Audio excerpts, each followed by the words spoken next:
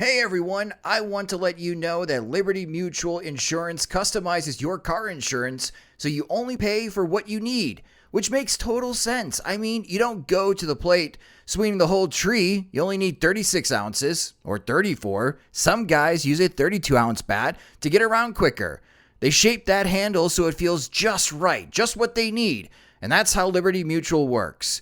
This message was brought to you by the Liberty Mutual Insurance Company. Visit libertymutual.com to learn more.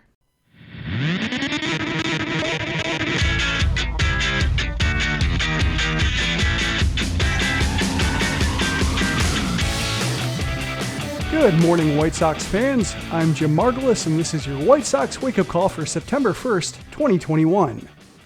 Before Tuesday's game against the Pirates, the White Sox placed Lance Lynn on the injured list with right knee inflammation. Now we'll have to see if Lucas Giolito follows him with a hamstring issue. The White Sox beat the Pirates 4-2 thanks to an excellent effort by the bullpen, which needed to cover the final 14 outs because Giolito only lasted 4 1/3 innings before leaving with an injury. Giolito had control problems all evening, walking the leadoff man in 3 of the 5 innings he started and throwing a couple of pretty wild pitches. Yet he managed the traffic well enough and seemed like a decent bet to go 6. Instead, he fell just short of the game's halfway point. His undoing was a dribbler that required him to come off the mound. His left leg slipped while planting, and he couldn't make the play in time, resulting in an infield single. After that, he spent the rest of the inning trying to mask his discomfort until it became just a little too obvious. After the game, Giolito said he pulled his hamstring a couple pitches after the swinging bunt. He said it reminded him of his hamstring strain in 2019, but not as intense. Hopefully his self-assessment is accurate. The White Sox led 2-0 at the start of that inning thanks to solo shots by Yasmani Grandal and Jose Abreu, but Pittsburgh closed the gap in the 5th. 1 run scored on a Giolito wild pitch, and the other scored on a 2-out Colin Moran single off Ryan Tepera, who had to warm up in a hurry. That was the last base runner allowed by the White Sox bullpen until Liam Hendriks gave up a 1-out single in the 9th, but he erased it with a 4-6-3 double play to end the game.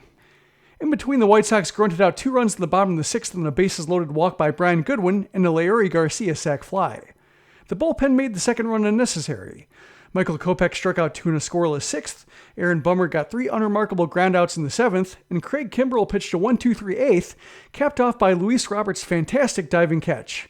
Kopech picked up the win, while Hendriks notched his 30th save. The White Sox improved to a season-best 21 games over 500 and maintained their 10-game lead in the AL Central. Now they'll receive reinforcements because it's September 1st and rosters are expanding to 28. Tony La Russa said Billy Hamilton will be on the way back, but we'll have to see if Giolito's injury changes the calculus for the other spot. The White Sox already recalled Danny Mendick from Charlotte after Lynn's injury. La Russa described Lynn's issue as minor, and with 3 off days over an 8-day stretch, he can be out for 10 days without really missing a turn. For the time being, Reynaldo Lopez will take his start against Kansas City on Saturday after Dallas Keuchel starts on Friday. But before then, the White Sox have the second and final game of the series against the Pirates, when Carlos Rodon faces Mitch Keller. Rodon's coming off 5 decent innings in his return from the injured list, while Keller has a 6.75 ERA and is yet to complete 6 innings in any of his 17 starts this year. You probably won't see Tim Anderson, who is still managing his leg issue, but the pitching matchup on paper says the Sox can't afford to go shorthanded. First pitch is at 7:10 p.m. Central on NBC Sports Chicago. At CDW, we get that as an IT professional, your hands are full. Our experts can give you the help you need by custom configuring Apple products like the iPad and Mac, so they're ready to go right out of the box. Your employees get highly secure devices that feel familiar and operate intuitively, and you'll benefit from easy ongoing management that frees up your hands for other projects. IT orchestration by CDW. People who get it. Find out more at cdw.com/Apple at Work. Down on the farm, the remnants of Hurricane Ida washed out games for Birmingham and Winston-Salem, but Charlotte blanked Norfolk 1-0 behind 5 strong innings from John Park and scoreless innings from 4 Knights relievers, including Evan Marshall. Mike Rodolfo went 1 for 4 with the lone RBI, his first stolen base at AAA, and an outfield assist. Kannapolis resumed its winning ways as the Cannonballers opened their series at Down East with a 5-1 winner. Matthew Thompson struck out 7 over 4 2/3 innings, and James Beard went 2 for 4 with a double, walk, and run scored from the leadoff spot. The Arizona Complex League White Sox lost to the ACL Brewers 5-1 in 7 innings. Colson Montgomery went 0-for-2 with a walk and a strikeout. Wes Kath went 0-for-3, and Eric Bello pitched 2 1/3 scoreless innings in relief. The Dominican Summer League's White Sox affiliate lost to the DSL Blue Jays 6-2, but Victor Quezada kept up his hot streak by going 1-for-3 with a double and a walk. Around the league, the Boston Red Sox COVID-19 outbreak keeps claiming more names. Xander Bogaerts was lifted in the second inning of Boston's 8-5 loss to the Rays due to a positive COVID test, making him the 6th player to test positive since Friday. The Red Sox are one of a few teams with the vaccination rate below the 85% threshold, and now they've lost 3 in a row, meaning they're 10 back of Tampa Bay in the AL East and just 1 game ahead of Oakland for the second wildcard spot as the A's beat the Tigers 9-3 for their 3rd straight win.